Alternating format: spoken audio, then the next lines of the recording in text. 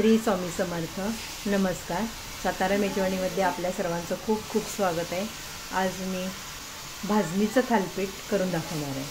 तर भाजणीमध्ये मी चणा डाळ, ज्वारी, तांदूळ, धने, ओवा असं सगळं घालून भाजून मी दळून आणलेलं आहे. तर आता आपण त्याचे आज थालीपीठ बनवणार आहे. तर श्रावणात आमच्याकडे असं म्हणजे एखाद्या दिवशी असं वेगळं काहीतरी करायचं म्हणून आमच्याकडे थालीपीठ बनवलं जातं. तर आता आपण सुरुवात करूया. त्यासाठी हे मी भाजणीचं जे पीठ घेतलं आहे ते आता आपण ह्यामध्ये घ्यायचं आहे आपल्याला.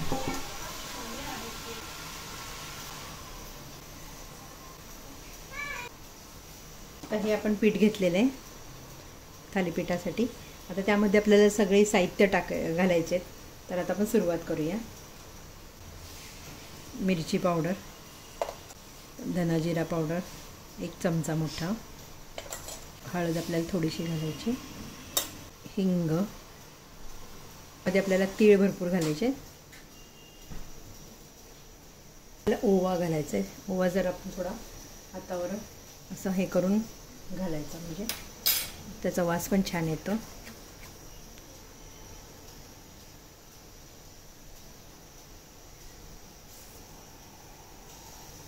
आपण जे आलं लसूण आणि हिरवी मिरची आम्ही हे पेस्ट करून ठेवतो असं त्यात आपल्याला ती घालायची आहे. मिरची पावडर पण आपण घातलेली आहे. त्या प्रमाणात तुम्ही कसं तुम्हाला तिखट पाहिजे त्यानुसार तुम्ही घालू शकता. मीठ घालायचं आपल्याला, कोथिंबीर आपल्याला भरपूर घालायची. सगळं थोडंसं आपल्याला 1 चमचाभर तेल घालायचं याच्यात. हे आपण सगळं व्यवस्थित मिक्स करून घेऊया पहिल्यांदा.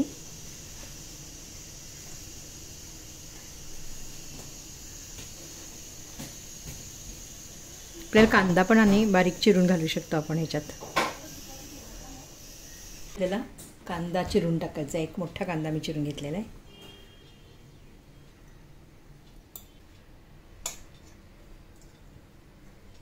तर हे छान आता आपण मळून घ्यायचं पाणी घालून थोडं थोडं.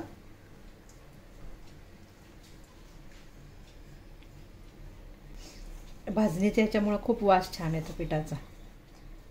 म्हणजे आपण जे ज्वारी, तांदूळ,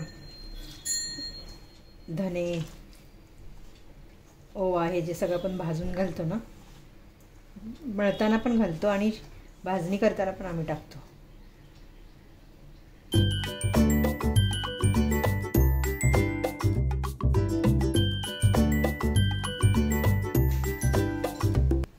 ते 10 मिनटं आपण हे पीठ तसंच ठेवून देऊया.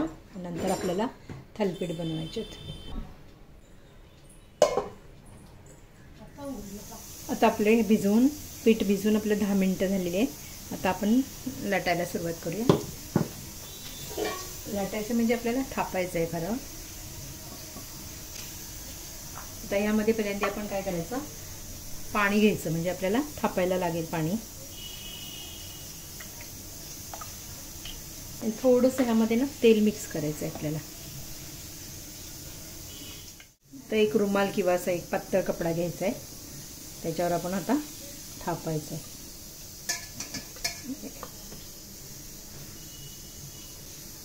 हा आपला थालीपीठाचाच रुमाल आहे केलेला. ह्याला पहिलं तेल आणि पाणी जे आपण एकत्र केलंय ते ह्याला थोडं लावायचं म्हणजे पिठाला पण तेल लागतं म्हणून थोडंसं घातलंय. आता ह्यातला आपण एक पिठामधला गोळा घेऊन छोटासा किंवा तुम्हाला असा छोटा गोळा घेऊन आपण ह्याच्यावर थापायचं आहे. मधोमध ठेवून असं व्यवस्थित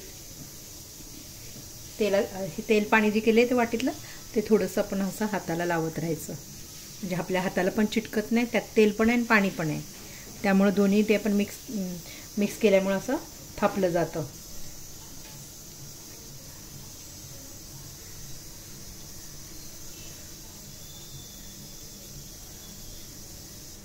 कांदा ह्याच्यात मध्ये घातल्यामुळं काय होतं, असा पीठ आपलं पुढं इकडं सरकत जातं. नुसता प्लेन नाही करायचा. किंवा मेथीची भाजी घालायची, कांदा घालू शकता. आणि कांदा घातलेला आहे.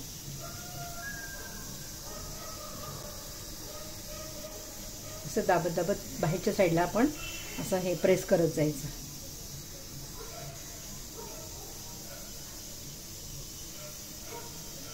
पाणी तेल असल्यामुळे हाताला आपल्या पीठ चिटकत नाही, म्हणून हे पाणी तेल लावून आपण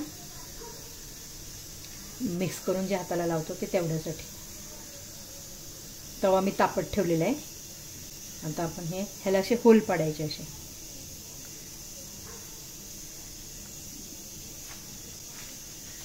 आपलं थापून आता हे झालेलं आहे थालीपीठ. आता आपण ते त्याला आपण तेल लावून घेऊया पहिल्यांदा.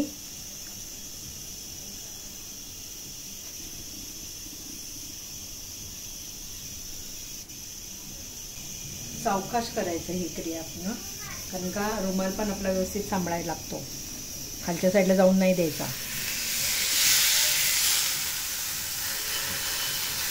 ह्याच्यावर आता परत पाणी मारल्यामुळं रुमाल पटकन निघाला जातो. हे बघा असं पाणी मारायचं थोडंसं, हाताने असं प्रेस करायचं, असं रुमाल निघतो. मग पाहू शकता तुम्ही. रुमाल जरा छोटा घ्या तुम्ही, कारण बाहेरच्या साईडनं येईल ना, म्हणून. ह्याच्यावर आता थोडंसं आपण साईडनं तेल घालायचं आणि झाकण ठेवायचं. बारीक गॅस करून असं झाकण ठेवायचं त्याच्यावरती.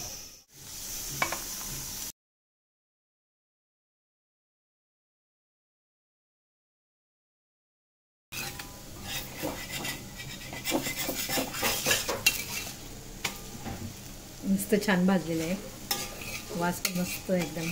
मिरचीचा जे आपण टाकले ना, मिरची त्याचा वास खूप छान येतोय.